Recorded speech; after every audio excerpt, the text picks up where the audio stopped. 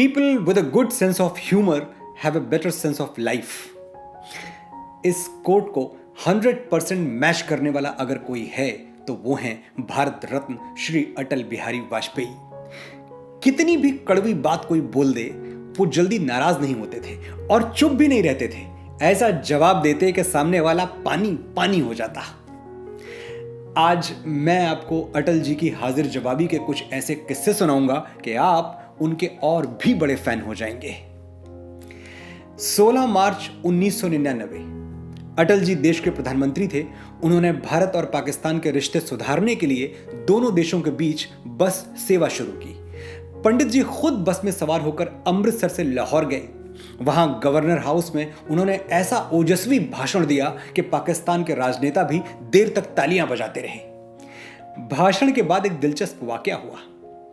पाकिस्तान की एक महिला पत्रकार ने चुटकियां लेते हुए वाजपेयी जी से कहा, आप कुंवारे हैं, मैं आपसे शादी करने के लिए तैयार हूं, लेकिन मुझे मुंह दिखाई में कश्मीर चाहिए। कोई और होता तो इस प्रस्ताव को टाल जाता, लेकिन पंडित जी और उनकी हाजिर जवाबी, वो हंस के बोले, मैं भी शादी के लिए तैयार हूं, लेकिन मुझे दहेज में पूरा पाकिस्तान चाहिए, दे पाएंगी आप? महिला पत्रकार सन्न रह गई और वाजपेयी जी अगले सवाल की तरफ बढ़ गए। वाजपेयी जी बड़ी सच्चाई के साथ जीते थे और राजनीति में यह गुण नहीं अवगुण है। वो निडर थे, जो है वो है, कुछ छुपाते नहीं थे। मीडिया जब भी उन्हें कुंवारा कहता या लिखता, वो पलट के जवाब देते, मैं अविवाहित हूं, कुंवारा नहीं, दोनों में फर्क है। अटल जी की हाजिर जवाबी का कोई एक किस्सा नहीं है, हजारों हैं। भारत में जब पाकिस्तानी आतंकवादियों के कैंप बढ़ने लगे तो एक पत्रकार ने अटल जी से पूछा, ऐसा थोड़ी है कि सारी गलती उन्हीं की है, कहीं तो आप भी गलत होंगे, ताली एक हाथ से तो नहीं बजती। वाजपेयी जी बोले, ताली एक हाथ से नहीं बजती, चुटकी तो बज सकती है, तो पाकिस्तान चुटकी बजा रहा है। बात सच भी है, पाकिस्तान ने हमेशा चुटकी ही बजाई है। कभी इंसर्जेंसी, कभी आतंकवाद, हमसे खुल के दो हाथ करने की हिम्मत वो कभी जुटा नहीं पाए। एक और घटना याद आती है। पाकिस्तान के तत्कालीन प्रधानमंत्री ने एक बेहद आपत्तिजनक बयान दिया, कश्मीर के बिना पाकिस्तान अधूरा है। पलट के अटल जी का जवाब देश के हर अखबार में छपा, पाकिस्तान के बिना हिंदुस्तान अधूरा है।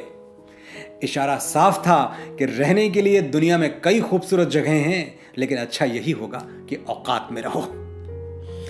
1996 के चुनावों में भारतीय जनता पार्टी देश के सबसे बड़े राजनीतिक दल के रूप में उभरी। वाजपेयी जी का नाम प्रधानमंत्री पद के लिए प्रस्तावित किया गया। उसी रात एक प्रेस कॉन्फ्रेंस हुई, जहां एक पत्रकार उनसे पूछ बैठा, अटल जी, आज रात आप पाकिस्तान के प्रधानमंत्री बेनजीर भुट्टो को क्या संदेश देना चाहेंगे? अटल जी छूटते ही बोले, श्रीमान जी, अगर मैं कल बेनजीर को कोई संदेश दूं तो क्या कोई नुकसान हो जाएगा? चारों तरफ ठहाके गूंज उठे। ऐसे थे अटल जी। एक बार इंदिरा गांधी अटल जी की पार्टी जनसंघ से बहुत ज्यादा नाराज हो गई। उन्होंने स्टेटमेंट दिया, जनसंघ जैसी पार्टी को तो मैं 5 मिनट में ठीक कर सकती हूं। अटल जी तक बात पहुंची तो एक लंबी सांस खींच के बोले, अरे 5 मिनट में तो इंदिरा जी अपने बाल नहीं ठीक कर सकती, जनसंघ को क्या ठीक करेंगी?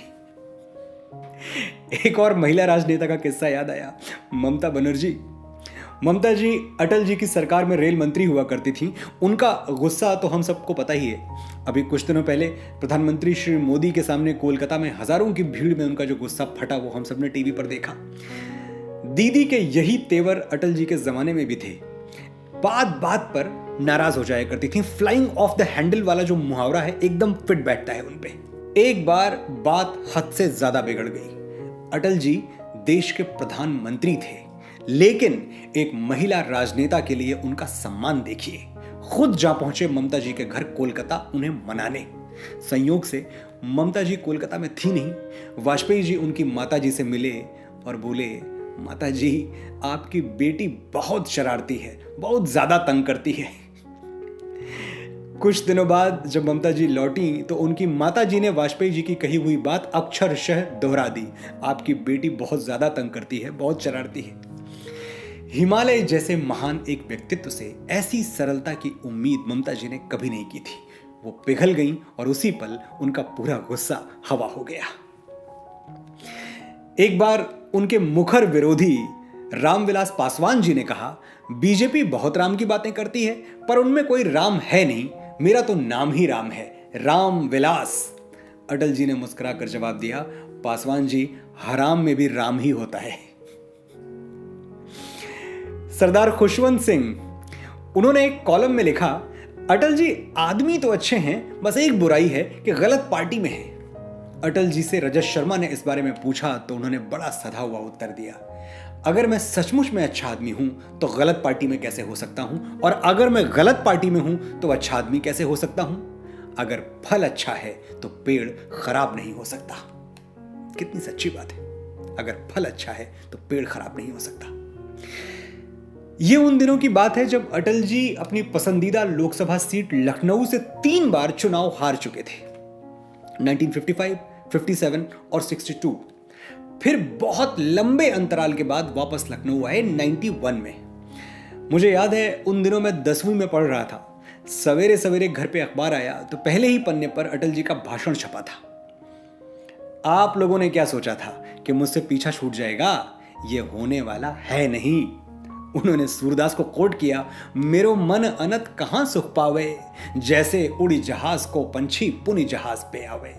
लखनऊ मेरा घर है और मेरा नाम अटल है, देखता हूं आप कब तक मुझे सांसद नहीं बनाते। ऐसे अपनेपन को लखनऊ वाले भला कैसे नकार सकते थे। अटल जी भारी बहुमत से जीते और जीवन के अंतिम चुनाव तक लगातार लखनऊ से जीतते रहे। अटल जी के जन्मदिन पर 25 दिसंबर को मैंने जो एपिसोड किया था वो मेरे चैनल पर सबसे ज्यादा देखे जाने वाले वीडियोस में से एक है। अगर आपने अब तक नहीं देखा तो लिंक नीचे दे रहा हूं, जरूर देखिए।